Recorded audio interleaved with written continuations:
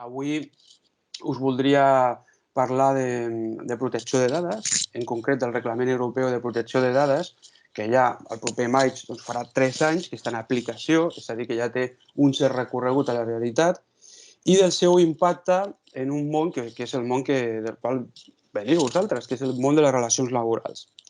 He preparat una presentació per poder seguir aquest seminari i si em deixeu dos segons, doncs la carrego i a partir d'aquí intentaré ordenadament no superar molt temps perquè sé que també tots teniu responsabilitats i s'ha de compatibilitzar.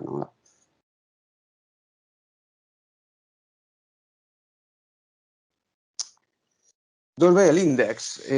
Podríem estar tot un curs parlant de qüestions que afecten a la protecció de dades i les relacions laborals.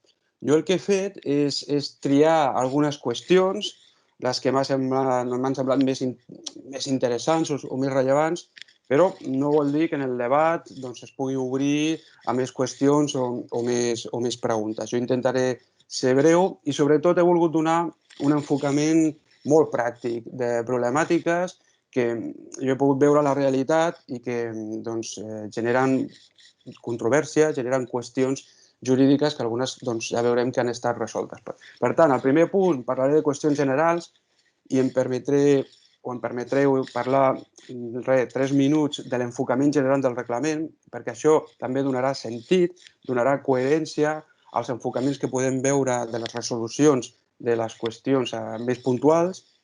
Després parlaré gestió de recursos humans i protecció de dades, control empresarial i protecció de dades, prevenció de riscos laborals. Fa un mes vau tenir una gran autoritat i també deixeble de la Maria Jesús com jo, el Guillermo García, el doctor García, que segurament us va parlar moltíssim. Jo faré dues pinzellades del tema. També parlaré de sindicats i, finalment, de les obligacions dels treballadors. També hi ha la perspectiva, i treballadores, hi ha la perspectiva també de les obligacions. Molt bé. Qüestions generals. Bé, doncs fa 3 anys entra en aplicació, perquè en vigor va entrar el 2016, amb aquesta tècnica pròpia dels reglaments europeus de deixar 2 anys. Doncs el 2018, el 25 de maig de 2018, va entrar el Reglament Europeu de Protecció de Dades. Una norma molt esperada, una norma que va tenir un íter legislatiu molt llarg pels interessos i per la complexitat de la seva elaboració i que venia a substituir una normativa que provenia del segle, anava a dir el segle XIX, del segle XX, de finals del segle XX. És a dir, la directiva del 95 i la LOPD, la Llei Orgànica de Protecció de Dades, de l'any 99. Per tant, quan Mark Zuckerberg encara estava allà a la universitat. O sigui que, per tant, era una normativa absolutament obsoleta, que no responia a les necessitats.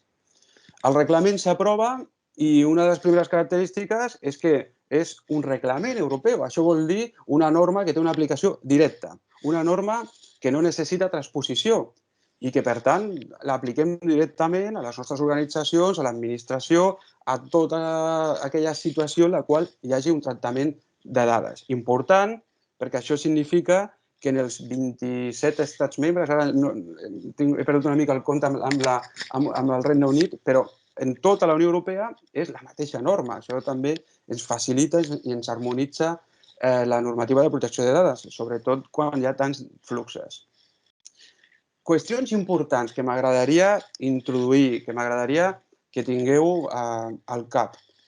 Doncs hi ha unes bases de legitimació diferents, és a dir, ja ho explicaré, i uns nous principis i un nou enfocament.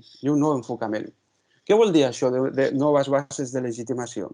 Doncs mireu, abans de l'aprovació del reglament, el consentiment era l'estrella, era el pal de paller en el qual es basava tota la protecció de dades. El consentiment, que era una declaració de voluntat de la persona afectada. Hi havia altres bases de legitimació que pràcticament no s'utilitzaven. Què passa amb el consentiment? I això ja ho heu de començar a projectar també a les relacions laborals.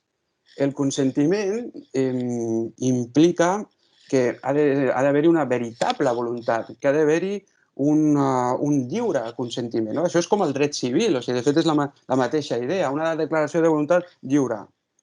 Què passa? Que en relacions laborals, relacions asimètriques, parlar d'una lliure declaració de voluntat doncs és una utopia, o sigui, no és real. És a dir, els treballadors es troben en una relació asimètrica, per aquest motiu es va iniciar el dret del treball fa molts anys, i per tant, doncs, el que fa la normativa de protecció de dades és ser sensible a aquesta asimetria. I, per tant, no només en l'àmbit laboral, sinó en molts més àmbits, doncs el que vol la legislació de protecció de dades és que hi hagi altres bases de legitimació, altres, diguem-ne, maneres del per què jo estic legitimat, jo tinc la causa jurídicament totalment lícita per poder tractar les dades. Això doncs, serà, com he dit, molt important perquè s'introduirà l'interès legítim, que és una base de legitimació que ja veurem què significa. També veurem l'interès públic i que s'aplicarà moltíssim en l'àmbit de les relacions laborals, moltíssim. Per exemple, ja veurem el tema de la videovigilància, per interès públic, el tema del canal de denúncies, per interès públic. És a dir, que la normativa ha introduït aquesta base. I després, evidentment, a les relacions laborals, el contracte de treball. És la que legitima més, la gran legitimadora del tractament de les dades. Però el que voldrà la normativa és diferenciar. És a dir, jo el contracte de treball és per executar aquest contracte de treball, però no em demanis més dades o no aprofitis, la idea és no aprofitis la relació laboral per obtenir o per tractar dades meves en diferents finalitats.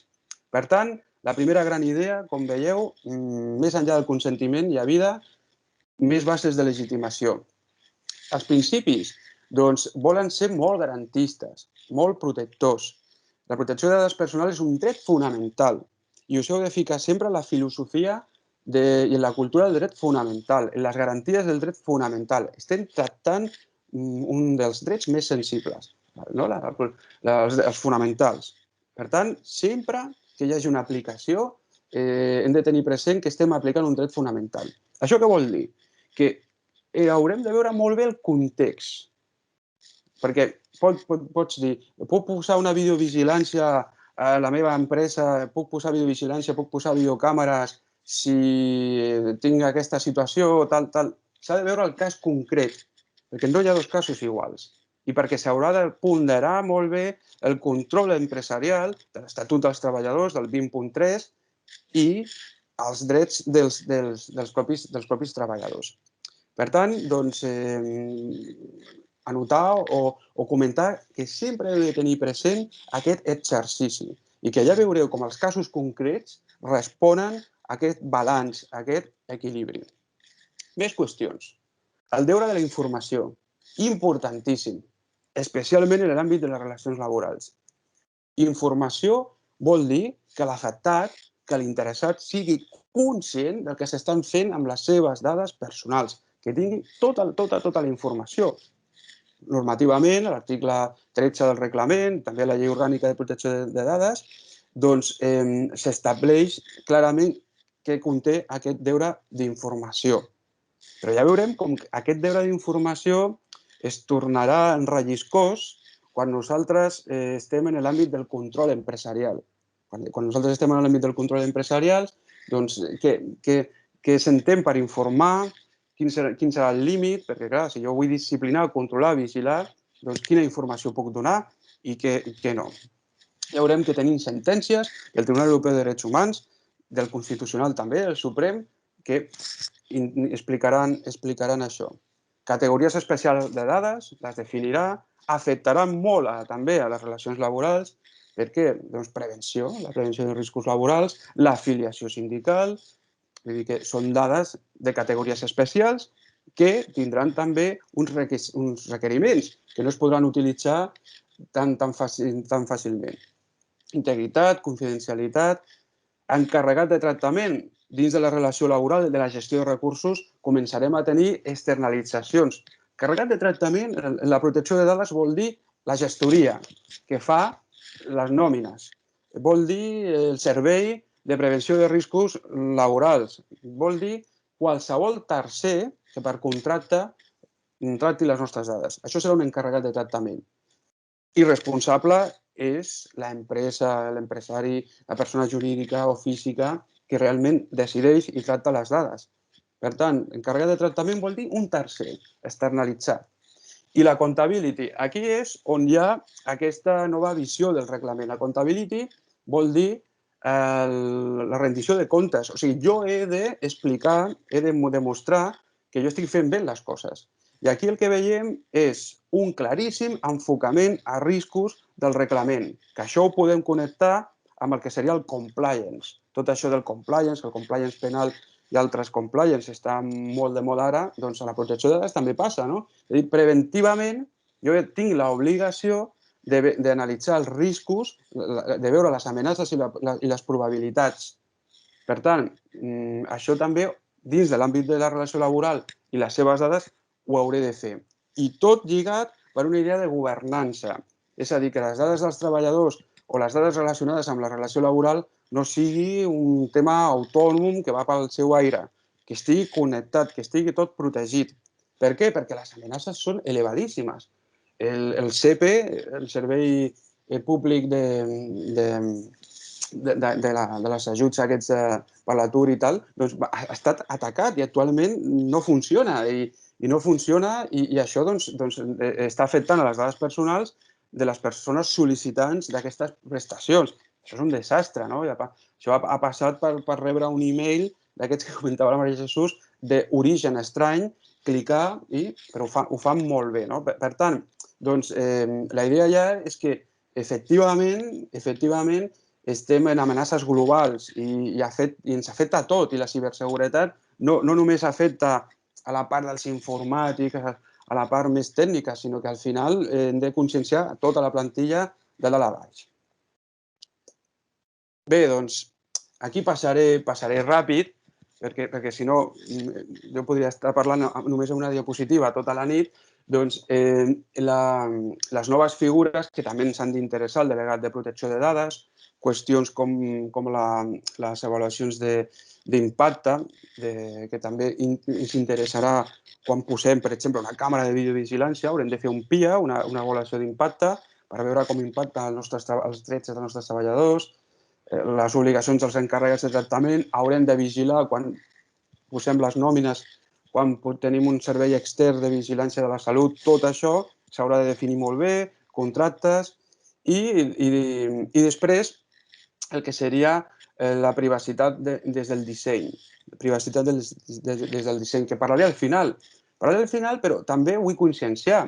I el que vull dir és que les sentències que tenim o els casos que han arribat són els casos en els quals els empleats han utilitzat dades personals dels treballadors o informació personal del treballador perquè hi havia un incompliment del contracte, perquè hi havia algun acte il·lícit, un robatori o el que fos, i per aquest motiu han arribat a utilitzar aquestes dades i per això finalment diuen les pots utilitzar, no les pots utilitzar, però el que hem de tenir en compte és que els servidors estan oberts, que jo no sé, segur que no ho fan, no? Però que jo no sé si ara mateix el servidor central de la UAB, per on passen els meus correus, per on passa la meva activitat, però jo connecto a Teams o tal, jo no sé si estan utilitzant o no aquella informació.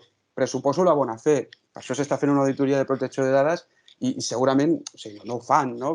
Però perquè veieu que al final jo, com a treballador de la UAB, estic fent un acte de fe. La privacitat pel disseny és que es dissenyin ja un servidor que només pugui ser accedit per aquella gent que estigui autoritzada, que hi hagi unes auditories, per això s'estan fent actualment auditories, però com veieu,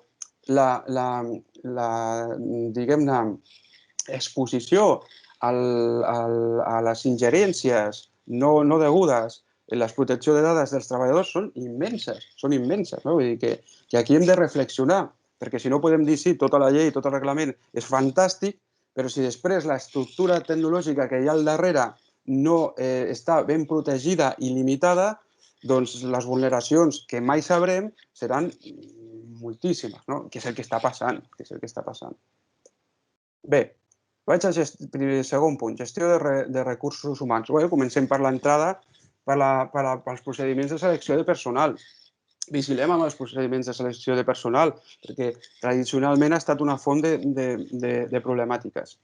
El meu consell és fer sempre tot procediments, documentat, que hi hagi un procediment clar del que s'ha de fer quan es rep a l'empresa un currículum.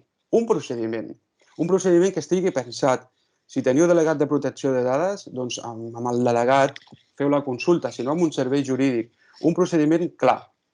Aquest procediment el que ha de dir, doncs, s'ha de recabar el consentiment, com s'ha de fer, i s'ha d'informar, és a dir, si tu reps per e-mail un correu electrònic i un currículum i el tractes, te'l quedes, doncs l'has d'informar. I tots o sigui, els drets d'informar de l'article 13 del reglament europeu doncs, s'han de mantenir. Per això, important tenir aquest procediment. Si feu un anunci públic, si ho feu al web, doncs aprofiteu l'anunci i podeu incloure els deures d'informació, què és la finalitat, qui és el responsable, el dret d'accés, totes aquestes qüestions, no? Que fins i tot la llei orgànica de protecció de dades t'ho facilita molt. Ho pots fer per capes. Pots fer una explicació molt breu i posar un link a unes polítiques de privacitat o ampliar la informació. Bé, doncs, què passa? Doncs, i què passa amb aquestes empreses que la pràctica és que la gent arriba a recepció i deixa el currículum i marxa. En aquests casos, en els quals la persona de recepció no té la funció de fer aquest registre, doncs de vegades la pràctica que s'ha utilitzat és posar un cartell o tenir, d'alguna manera, assegurar-se de que aquella persona rep aquesta informació. Si és un grup d'empreses, s'ha de tenir en compte que ha d'haver-hi consentiment per cedir aquestes dades dins del grup d'empreses, perquè si són persones jurídiques diferents, estarem fent una sessió de dades no consentida i això provocarà una sanció. Per això dic el tema del procediment, perquè si fas un bon procediment, doncs t'estalviaràs molts problemes. Amb les ETTs doncs, passa exactament igual, no? Si estàs en una base de dades d'una ETT, el termini de mantenir aquestes dades, doncs tot depèn. Els currículums vitae, doncs probablement un any és el raonable perquè la persona s'ha pogut formar, perquè la seva situació ha pogut canviar. Llavors, és el període raonable per tenir un currículum vitae. A la ETT doncs, estarà actiu fins que es doni de baixa i ja està. No? O sigui que el que passa és que no hem de mantenir les dades ad eternum, no? O sigui, hem de fer una bona gestió, també hem de pensar. O si tu dius, jo 6 o 7 mesos crec que és un termini adequat, està bé. Però, clar, no pots tenir currículums 10 anys o 5 anys. O sigui, saps per què? Doncs perquè, com he dit aquí, en els procediments de selecció personal doncs has d'emmagatzemar només dades correctes, tens una obligació de tenir les dades correctes, de comunicar en claretat, de gestionar les sol·licituds i, sobretot, reforçar la cultura de privacitat en els procediments de selecció i en tot. Vull dir, la cultura de privacitat entre els treballadors és importantíssima. Jo sempre dic que l'antivirus més efectiu, el que funciona millor de tots, és la conscienciació. És a dir, saber els riscos, com deia la doctora Espuny, saber els riscos que té doncs, la tecnologia. És una eina essencial i una eina fantàstica, però que té uns riscos molt elevats. Com l'ha passat al CEPE, pot passar a nosaltres, als nostres ordinadors, a la nostra casa. La conscienciació és bàsica i les amenaces són múltiples i multicanal. Ara el ransomware és aquest virus que et xifra tot el teu ordinador, doncs t'arriba per un correu, el teu correu de la feina, i moltes vegades el que estem veient és que agafen el nom del director o d'un company teu fan una suplantació de personalitat, d'identitat, i t'envien el correu amb un link.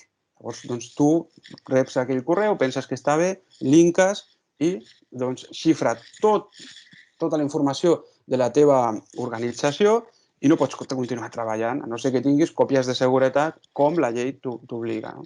Per tant, la conscienciació, el saber que diu, bueno, quan vostè rep un correu amb un link, asseguris. Si sospita, intentar conscienciar a la gent. Hi ha empreses que això de la cultura de privacitat, de la conscienciació, ho fan a través de cursos, però també d'iniciatives. Per exemple, enviar un correu amb un virus fals, que hi ha un link en el qual diu, doncs, si vostè ha clicat aquí, ha de fer un curs de 30 hores de formació sobre protecció de dades i ciberseguretat. Aquesta vegada ha estat, no sé, de mentida, però la propera, potser, gràcies a aquest curs, salvarà la situació, no? Vull dir, és això. I després, en la cultura de privacitat, doncs, si tenim polítiques de privacitat, si tenim polítiques d'ús de dispositius i tecnologies de la informació, que això és altament recomanable, doncs has d'assegurar-te que les llegeixen, que les entenen, que les interioritzen. I això us ajudarà per protecció de dades, però també efectes de prova davant d'un possible litigi laboral. Per què? Perquè la idea d'afectació d'un dret fonamental és que hi hagi un advertiment previ, que hi hagi una informació suficient per saber aquella persona que el seu dret a la protecció de dades, que el seu dret a la intimitat, que el seu dret al secret de les comunicacions està afectat. I està afectat perquè està una empresa i perquè dins de l'empresa hi ha un control empresarial que és legítim, que ve de la Constitució i que, per tant, no hi ha cap problema, però t'han d'advertir prèviament. És a dir, si el correu electrònic és un correu electrònic de l'empresa i tu, com a empresari o empresària, vols accedir per control, per seguretat, pel que sigui, ho has d'advertir. Perquè per molt que sigui el correu de la teva empresa, ha d'haver-hi un advertiment. Això en tot. Per tant, la recomanació és una sèrie d'informacions des de que s'està contractant, que en el propi contracte s'inclogui aquesta informació sobre l'ús dels dispositius electrònics, ordinadors, xarxa, sobre les polítiques de privacitat, sobre les polítiques de seguretat, que ho entenguin, que ho interioritzin. Després, abans de començar la jornada a l'ordinador, que surti un anunci que digui aquesta sessió podrà ser controlada per motius de tal, i que després, periòdicament, aquesta documentació diguem-ne, es reparteixi per la plantilla i que verifiqueu que ha estat entesa. No? Això us protegirà.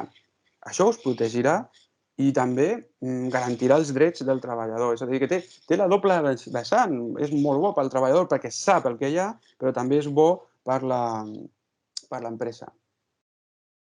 La formació. Doncs el tema de la formació seria un cas en el qual doncs, hi ha una base de legitimació diferent a la pròpia contractual. Quan tu contractes, no et contractes perquè et formin. Però si és una formació que està lligada amb la teva funció, amb el teu lloc, amb la teva feina, doncs hi ha aquest interès legítim de l'empresa. Per tant, tu pots fer el tractament de les dades, pots inscriure el treballador a un curs perquè hi ha un interès legítim, perquè l'empresa té l'interès legítim de formar, de millorar els seus treballadors. Per tant, en aquests casos, doncs, si el treballador diu no dono el meu consentiment, escolti, no ha de donar el consentiment, vull dir, és una obligació laboral que vostè té i que les seves dades doncs, poden servir-se per l'interès legítim. L'interès legítim no em puc estendre, però implica el realitzar un balanç entre els drets i llibertats que estan en joc, perquè, clar, l'interès legítim és màgic. Sense consentiment puc fer tractament, però ho has de demostrar molt, has de fer els raonaments, has de verificar que no hi hagi altra via. Això m'ho reservo una mica més pel control empresarial. Si és una formació voluntària, consentiment, perquè tu ja no tens l'interès legítim, perquè és voluntària. Per tant, consentiment. Com veieu, casos molt similars, bases de legitimació molt diferents. Una altra gran novetat, el canal de denúncia. El reglament i la llei orgànica preveuen un canal de denúncies. Un canal de denúncies per actes il·lícits de qualsevol naturalesa que hi hagi a l'empresa. S'ha de garantir l'anonimat, s'ha de garantir la confidencialitat, la seguretat d'aquestes dades i qui pot accedir a aquestes dades. Perquè, clar, és una informació altament sensible, imagineu-vos, no? De casos d'assetjament, són casos sensibles, normalment, els que comporten aquest canal de denúncies. Per tant, té aquesta garantia, aquesta protecció i hem de fer procediments perquè aquest canal de denúncia realment sigui un canal de denúncia i que allò estigui protegit amb tecnologia, amb accessos, amb una bona organització. I pensar també en els riscos que pot haver-hi, perquè, clar, no podem posar en perill el que serien les dades personals. La base jurídica, l'interès públic, una nova base jurídica. Per què interès públic? Perquè s'entén per part de la normativa que el que seria denunciar actes il·lícits és un interès públic. Per això és l'interès públic. I llavors aquí, aquestes bases que existien però que no s'aplicaven i que aquí s'apliquen. Anonimat, ja ho he dit. Bé, altres supòsits de la gestió. Anem passant, anem repassant. L'externalització de la gestió de nòmines, pràcticament ho he explicat, com que no anem molt bé de temps, ho passo, però en tot cas també verifiqueu el contracte de tractament, veure que compleix tots els requeriments, veure que no hi ha una subcontractació.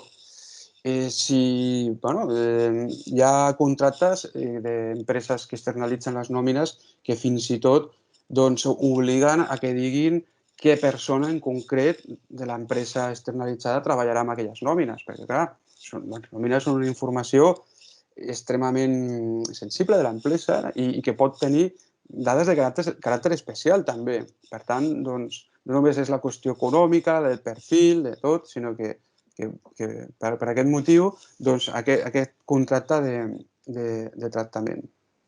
Anem al tema dels controls empresarials, que és un tema, com podeu pensar, que sempre ha provocat moltes friccions.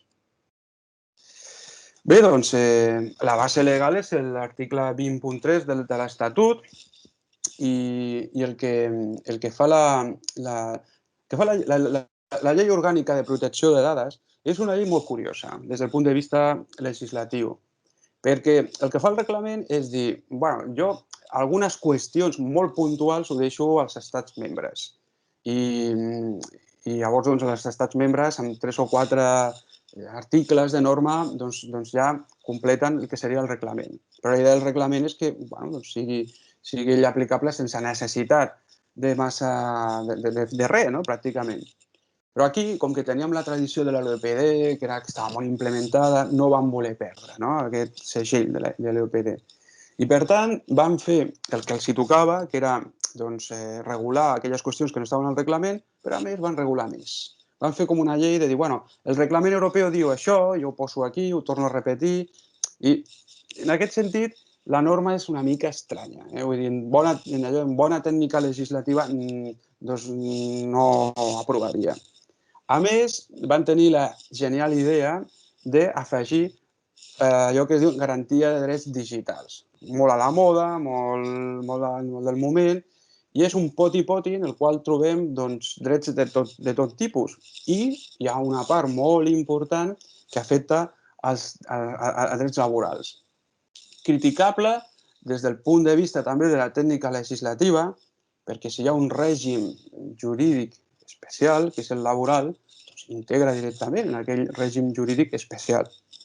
A més, la inclusió d'aquests drets que afecten a l'àmbit laboral no són protecció de dades estrictament, sinó que hi ha intimitat i també hi ha secret de les comunicacions. Amb la qual cosa hi ha aquí una mena de poti-poti que bé. Al final, tot això s'ha integrat i possiblement, com he dit, el que es volia integrat a l'ordenament laboral i possiblement el que es volia era donar aquesta visió de dret digital de modernitat. En tot cas, dir que el que fa la LOPD i GDD és incorporar els avenços doctrinals sobretot del Tribunal Europeu de Drets Humans. O sigui, el que seria bàsicament dos grans sentències que han tingut un impacte elevadíssim dins de l'àmbit laboral i dins de la protecció de dades de la intimitat, de tot això, que és la sentència Barbulescu 2 i la sentència López-Ribalda 2 també. És a dir, que què podem dir? Que la jurisprudència en aquests darrers anys en relació a la protecció de dades i la intimitat, el secret de les comunicacions en l'àmbit laboral és molt confusa, contradictòria, fins i tot això del 2 és perquè algú va dir una cosa diferent al que diu la gran sala. La segona sempre és de la gran sala. Per tant, heu de vigilar perquè heu d'agafar la darrera sentència, com sempre, perquè hi ha criteris que són contradictoris, són dispars. Bé, el que veiem aquí és aquesta inclusió del dret a la intimitat en l'ús dels dispositius digitals a l'àmbit digital, que modifica l'Estatut dels Treballadors i l'Estatut Bàsic de l'Empleat. La doctrina Barbulescu. Resumint, què és la doctrina Barbulescu? La doctrina Barbulescu, el que és molt interessant i l'hem d'aplicar sempre, que estem en aquests contextos d'ús de dispositius digitals. La doctrina Barbulescu 2 el que fa és un test de proporcionalitat. Què és el que fa?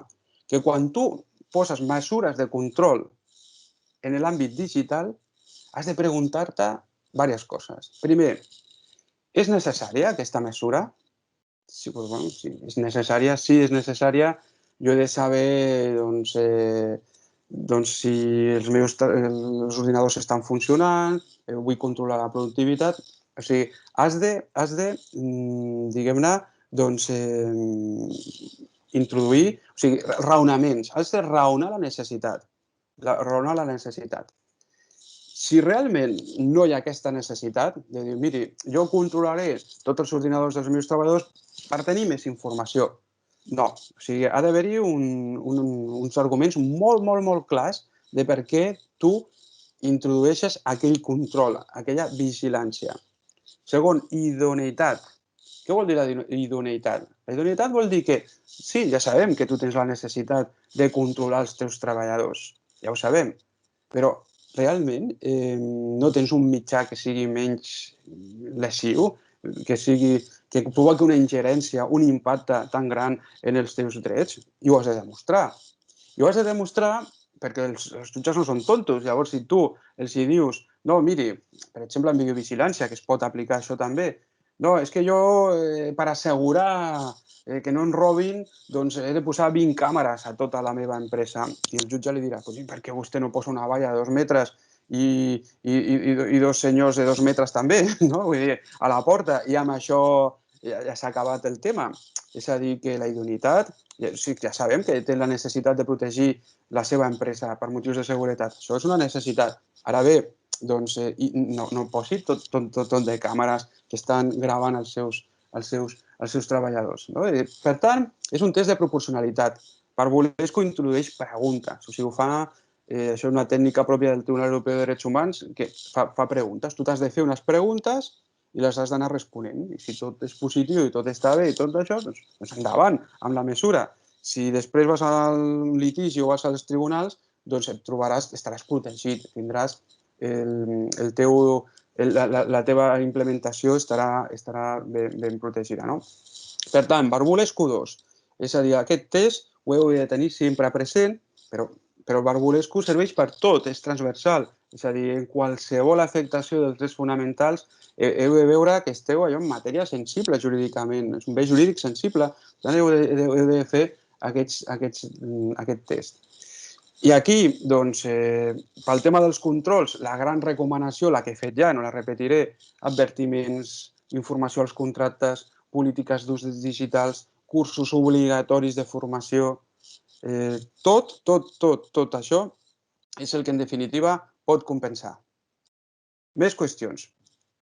Entrem ara a la videovigilància. La nova LOPD, a la part de garantia de drets digitals, també introdueix enfront dels ús de dispositius de videovigilància.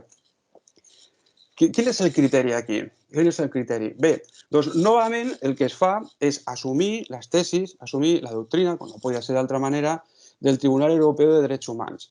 I el que fa és agafar l'assumpte López-Rivalda II. És un cas, el cas del Bershka. Sembla jo el Rajoy, quan deia Bershka, l'acudit. Doncs el Bershka. Doncs López-Rivalda II el que fa és dir el següent. L'escenari és aquest. Una senyora, que és caixera del Bershka, doncs amb la seva companya sospiten que han desaparegut 80.000 euros. És una quantitat elevadíssima. Llavors ells el que fan, el que tenen, són càmeres de videovigilància, però per seguretat general de l'establiment. En tot cas, no són càmeres pensades pels treballadors, ni a cap advertiment, ni res. No són càmeres que tenen el cartell de dispositiu típic i ja està. Llavors, l'acomiadament es basa en l'obtenció de gravacions en les que es veu que van agafant bitllets, pam, pam, pam. Doncs això comença a Granollers. Els tribunals espanyols doncs, acaben declarant, de primera instància de Granollers, el Tribunal Superior de Justícia, acaben declarant que no es pot aplicar. Però finalment el Tribunal Suprem i el Tribunal Constitucional diu que sí, que es pot aplicar perquè entén que el deure d'informació de que s'està vigilant el treballador, es va complir amb el cartell de dispositiu general, o sigui, aquell cartell de dispositiu que s'utilitza més aviat pels clients, per la gent que va per la botiga, el típic cartellet groc que no tots hem vist moltes vegades. Llavors, clar, va ser un terratrèmol. Va ser un terratrèmol perquè implicava abaixar el llistó de garanties. És a dir, quan estàvem lluitant perquè es garantissin els drets dels treballadors, la informació, els advertiments, perquè el dret fonamental és tan delicat que no val un cartell qualsevol, sinó és... Llavors, en aquest sentit, es va recórrer al Tribunal Europeu. I López-Rivalda I va dir que no, això no podia ser. Que un cartellet d'aquests grocs per fer fora uns treballadors, no, que havien d'haver fet una informació. Alegria, tal. Recurs, arriba a la gran sala i la gran sala torna al cartellet. Doncs estem amb el cartellet. Llavors, què vol dir això? Doncs vol dir que actualment heu de pensar en matèria de videovigilància que hi ha dos escenaris amb un règim jurídic diferenciat. L'escenari de que hi hagi actes, sospites fundades, delicte flagrant, de tot això, no? Vull dir que tinguis proves de que s'està cometent un acte il·lícit. En aquest cas, la normativa espanyola de protecció de dades permet que només amb l'anunci, amb el dispositiu, amb el cartellet de que hi ha una videocàmera, tu puguis utilitzar aquella gravació per actuar en contra d'aquella persona, per iniciar un procediment sancionador, per procediment penal, procediment administratiu, pel que sigui, però ho pots fer servir sempre que sigui dins de l'àmbit de l'escenari aquest. Base de legitimació, l'interès públic. És a dir, s'entén en aquest cas que la videovigilància és per la seguretat i que això acaba sent un interès públic. Per tant, no necessita res més. Que el cartellet estigui ben fet, això sí que és evident, però ja està. Segon escenari, control del compliment del contracte, és a dir, no estàs buscant lladres ni actituds estranyes, sinó compliment en aquest cas.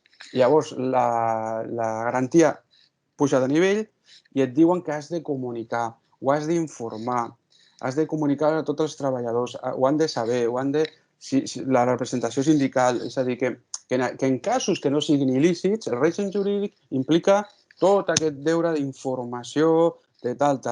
L'altre és com si diguéssim una semicàmera oculta. No és oculta, té una altra finalitat, però per la seguretat ja ens va bé, no? És a dir, que estan prohibides, no?, les càmeres ocultes, però... I, evidentment, no es podrà instal·lar cap càmera en cap lloc que sigui de recreo, del menjador, vestuaris, tot això està prohibidíssim, prohibidíssim. Bé, doncs, ja heu vist, no? Barbulescu i López Ribalda, doncs, en aquest cas, doncs, una crítica a López Ribalda II, però és legal, està al nostre ordenament i és el que heu d'aplicar. Aquest és l'article, ja ho salto perquè ho he dit. La mateixa idea de la geolocalització a l'àmbit laboral, doncs apliqueu Barbulescu i ja està. És a dir, test de proporcionalitat, necessitat i d'unitat. El dret a la desconnexió digital, altre dret que també doncs, està aquí ficat, però bueno, ja també s'ha escrit molt. De la prevenció de riscos, doncs, de la prevenció de riscos, doncs dir diverses coses. Estem en tractament d'una categoria especial, prohibició del tractament de dades que tinguin aquesta categoria especial, prohibició del tractament, no es poden tractar, però hi ha unes circumstàncies excepcionals. I en aquest cas seria la B, doncs el tractament és necessari pel compliment d'obligacions i exercici de drets específics del responsable del tractament o de l'interessat a l'àmbit del dret laboral i de la seguretat, protecció social, en la mesura que ho autoritza el dret de la Unió. Per tant, tenim una habilitació legal. Si el podem utilitzar, tenim una habilitació legal.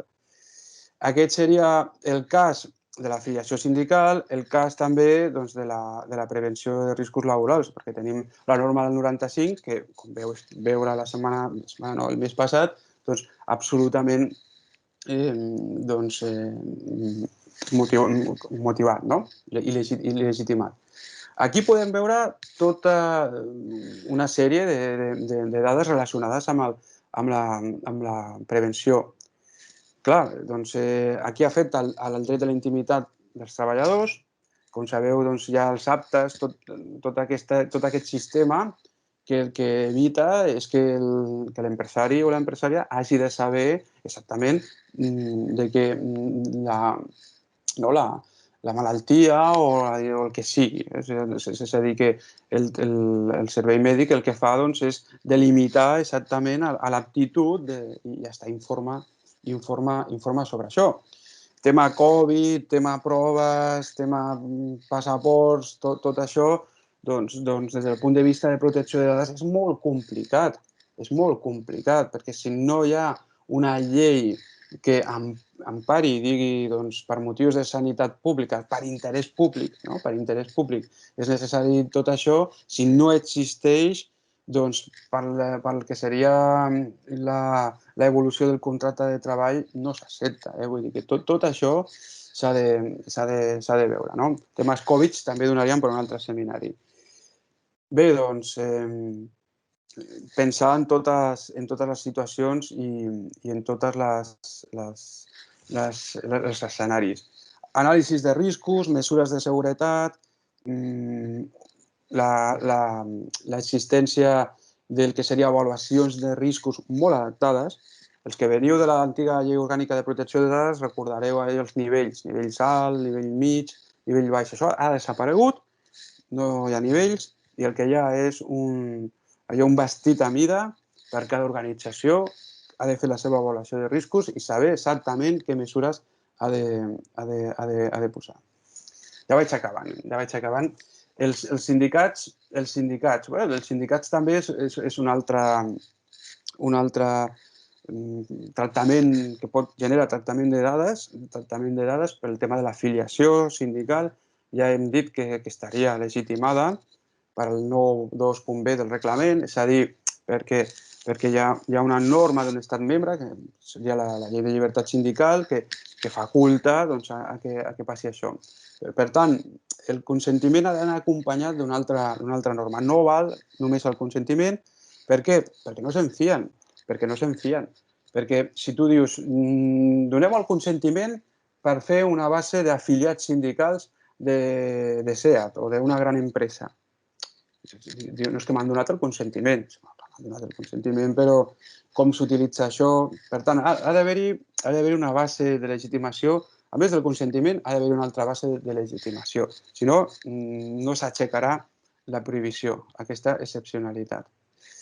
El títol 10, el de dret de garanties de drets i drets digitals, doncs parla de la negociació col·lectiva i la idea és que tots aquests drets puguin ser introduïts també dins de la negociació col·lectiva per una superior garantia. Tot s'ha de dir que hem vist casos que ha sigut a l'inrevés, que en teníem el cas de Sevilla, de l'ús d'un servei de missatgeria en el qual posaven a parir el jefe i que després ho va descobrir el jefe, van dir que com el conveni col·lectiu deia que podia haver-hi control dels correus, doncs ja estava legitimat. Això al final no va ser acceptat, però perquè veieu que també els convenis col·lectius increïblement poden anar en direcció contrària a la garantia dels drets. Més qüestions. Doncs el tema dels delegats sindicals, que implica el coneixement de la implantació d'un sindicat a una empresa, doncs comporta un tractament de dades. Aquí, doncs, s'ha de... O sigui, aquesta sentència del Constitucional diu que l'empresa té el dret a comprovar la implantació d'un sindicat, però això no vol dir en cap cas que per comprovar la implantació hagis de tenir una llista dels que estan allà. Aquí, doncs, el que es fa, i això ho he comentat amb el doctor Esteban, professor d'aquesta casa també, la pràctica és anar al notari i llavors el notari verifica les afiliacions de cada sindicat i a partir d'aquí doncs, tens les representacions sindicals. Bé, si es pogués trobar un mecanisme per fer aquesta comprovació i minimitzar les dades i que no hi hagi un tractament al notari, doncs molt millor. I en aquest sentit doncs, podria haver-hi un certificat emès pel sindicat en el que digui certifico que a la SEAT hi ha doncs, 2.000 persones afiliades a comissions obreres. I ja està. No? Vull dir, si el sindicat ho certifica, doncs ja n'hi ha prou. Bé, i ja per últim, doncs els deures dels treballadors, és a dir, que els treballadors també tenen deures. I com deia, doncs, sobretot hi ha qüestions de seguretat de la informació, perquè la protecció de dades, el 50% és seguretat de la informació. Per tant, tenen l'obligació de conèixer les polítiques, d'entendre-les, d'aplicar-les, de conèixer els procediments, d'aplicar-los, d'entendre els riscos, d'intentar doncs, gestionar lleialment, amb bona fe, les dades. És necessari doncs, tenir també doncs, procediments ben definits. Jo doncs, fa anys, quan havia estat exercint i fent auditories, doncs, anaves a hospitals i veies que la gent doncs, tenia aplicatius que estaven molt bé, ben protegits, però després tothom deia, no, però jo tengo mi Excel. Jo me'n baixo totes les dades al meu Excel, així ho tinc més fàcil i no he de no sé què, i aquest Excel ho comparteixo amb el Manolo d'allà, i al final, clar, aquests Excels agafen tenint vida pròpia i s'escapen i són un perill, no? Per tant, doncs, moltes vegades s'ha de conscienciar i s'ha de veure i s'ha d'implicar el personal. És la cultura de la privacitat que comentaven.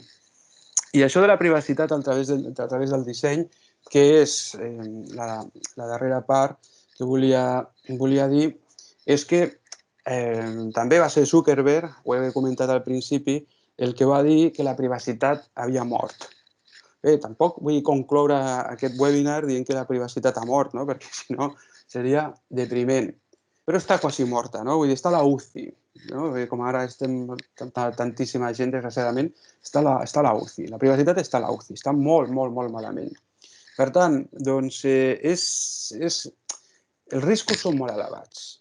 Els riscos són molt elevats. No? Una empresa que té els seus servidors, que té els informàtics, que té tot. Sí, com jo, com treballador o treballadora, com puc saber, com puc tenir garanties de que no estan accedint al meu ordinador, que no estan interceptant els meus correus, perquè tots passen pel servidor, que no... És complicat. I jo, l'enfocament a riscos diu que si una cosa es pot fer, es farà. Sí? O sigui, és la idea del reglament. És a dir, si tu no tens cap mesura, no tens cap manera de controlar el que passi en aquell servidor o en l'administració de les tecnologies central, doncs tens un risc de l'1 al 10 de 10. De 10. Per tant, el que has de fer és baixar tots aquests riscos. El que has de fer és que tendeixin a ser-ho. El disseny per la privacitat és que quan tu comences a pensar en la teva organització, comences a pensar en quins programes, en quins dissenys, en tot això, doncs ho has de dissenyar a través d'això, a través del compliment de la norma, de la minimització, de veure la finalitat, de protegir, de tot això que hem vist, doncs que estigui als sistemes d'informació. I així baixarem el risc i al final doncs, començarem a creure una miqueta en la privacitat. Perquè, com he dit, no utilitzaran aquestes dades per un litigi, però tindran la informació. Això no està bé.